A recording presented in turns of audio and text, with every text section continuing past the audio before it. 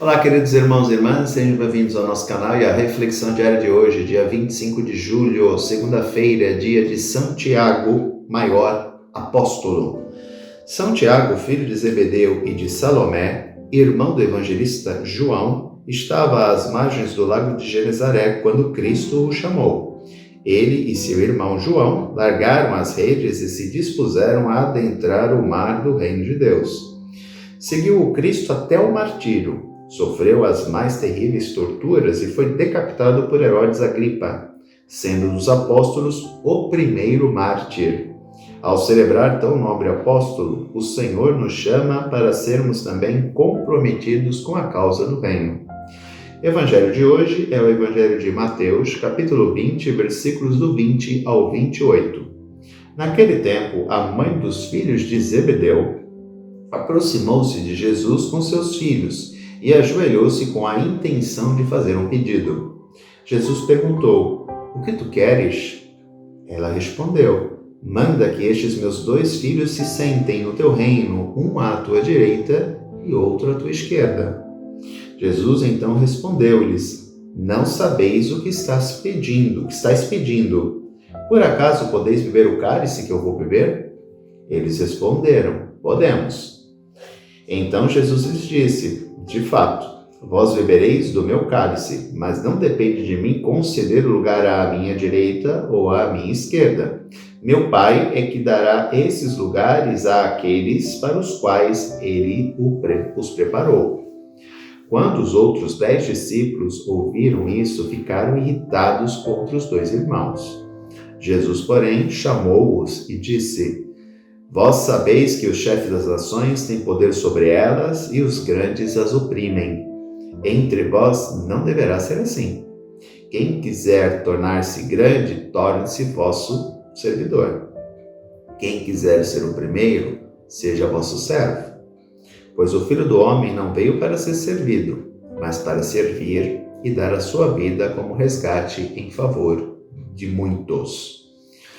O texto não poderia ser outro, né? Hoje é a festa de São Tiago, então, obviamente, tinha que ser algo relacionado aos apóstolos, né? Tiago e João.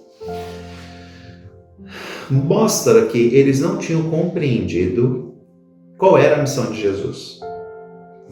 A missão que eles esperavam era uma missão gloriosa, ou seja, Cristo assumiu condição humana, só que vamos entender algo, tá?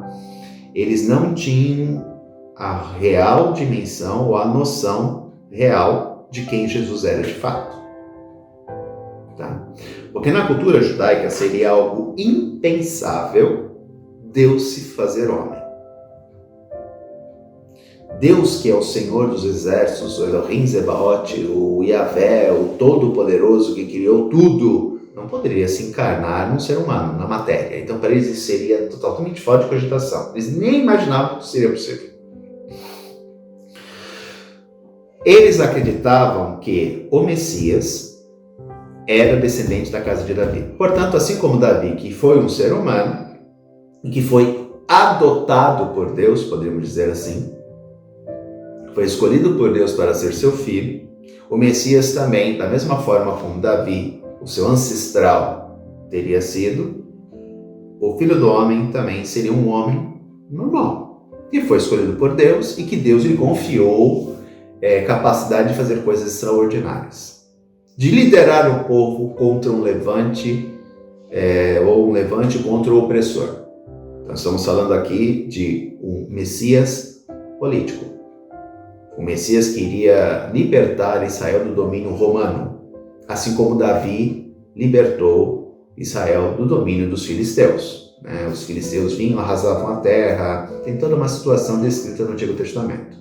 Davi se tornou o grande rei de Israel porque derrotou todos os seus vizinhos, que oprimiam o povo. Portanto, essa era a concepção de Messias que eles tinham. Tanto que quando Jesus fala a Pedro: "E vós quem dizeis que eu sou?" e Pedro acerta claramente dizendo que ele é o Messias, o Filho de Deus, lembremos que todo rei de Israel era filho de Deus. Davi foi o primeiro filho de Deus. E na sequência, todos os descendentes davídicos eram chamados de filho de Deus. Portanto, o rei era filho de Deus.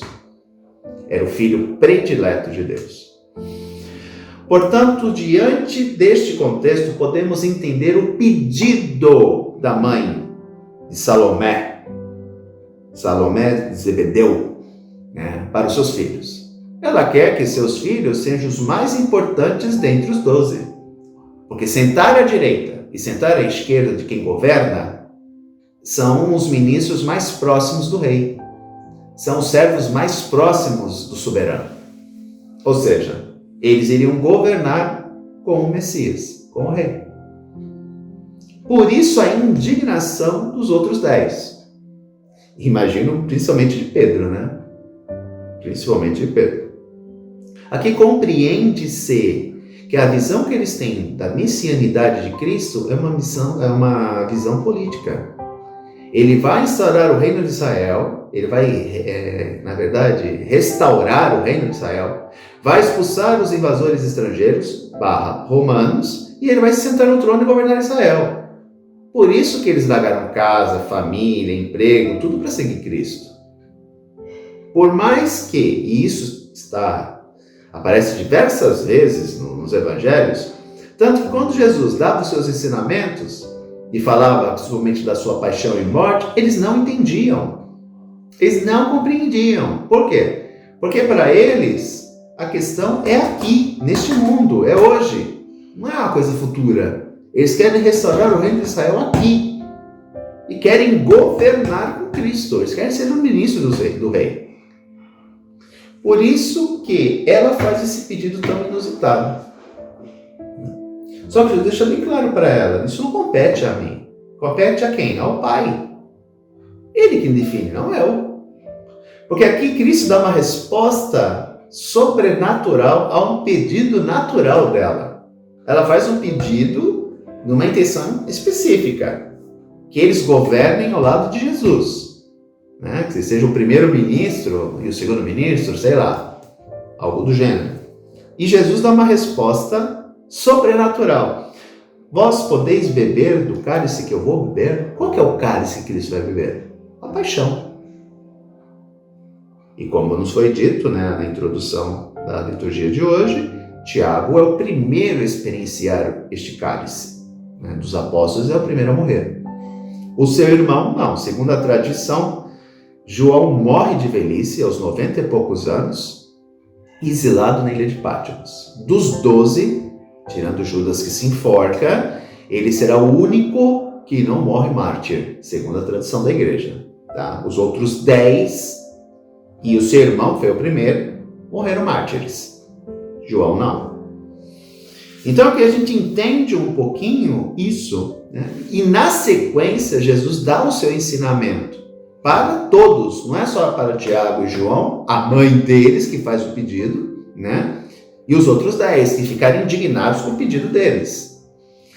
Quem quiser ser o maior, que seja o servidor. E ele vai reforçar isso no lava-pés, Vós me chamais de mestre e senhor, e eu sou. Ora, se eu que sou vosso mestre e senhor vos lavei os pés, vós deveis lavar os pés uns dos outros. Ou seja, vós deveis ficar todos no mesmo nível. Você lava meu pé, eu lavo teu pé. Iguais, mesmo nível. Não há hierarquia. Quem quiser ser o primeiro, que seja o servo. Porque o Filho do Homem não veio para ser servido, mas para servir e dar a vida em resgate de muitos. O fato de Jesus vir assumir condição humana para morrer na cruz, ele não veio só para morrer na cruz, ele veio para vencer a morte. Porque ele morrer na cruz, se ele tivesse morto e ficado morto, qual o sentido disso?